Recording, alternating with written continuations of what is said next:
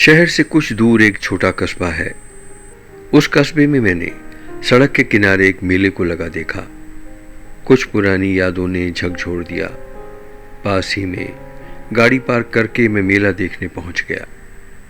50 बरस पहले के दृश्य आंखों के सामने घूमने लगे। छुट्टियों में गांव जाने का एक यह भी मकसद होता था। अगर कोई मेला लगा है तो रोज मेले की सैर के लिए जाना। बहुत सारे कजन्स इकट्ठा हुआ करते थे। हम कुल मिलाकर 7 बच्चे तो हो जाया करते थे।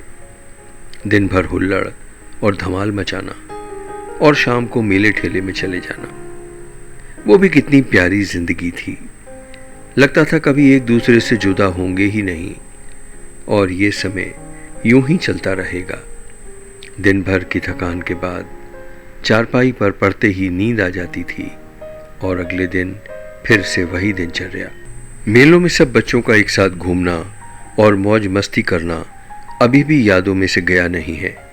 सब कुछ अच्छे से याद है। बार बार बैठने के बाद भी फिर से जायंट व्हील पर बैठने का मन करता था। मेले में बहुत सारे खेल होते थे। जितने पैसे मिलते थे उसी के अनुसार तरह तरह के झूलों पर बैठा करते थे हम। फिर घर की वापसी। खेलों के बाद पिंक कलर की शुगर कैंडी खाना नहीं भूलते थे हम। अपनी भाषा में हम सभी बच्चे उसे बुढ़िया के बाल कहा करते थे। एक भूल गया तो दूसरा याद दिला देता था। अगर कभी बुढ़िया के बाल नहीं खाए तो मेले का मजा ही नहीं आता था। बरसों बाद आज भी पिंक शुगर कैंडी को देखकर अनायास ही मैं बोल पड़ा, चलो बुढ़िया के बाल खाते हैं। पुरानी यादें भी कैसी होती हैं, ना आए तो बरसों नहीं आती और आ जाएं तो एक के बाद एक आती ही रहती हैं। सारे कजन्स के बचपन के नाम याद आने लगे। बबलू, बंटी, चीनी, मुन्नी, सभी नाम एक एक करके जुबान से निकलने लगे। मालूम नहीं कहाँ हैं वो सब।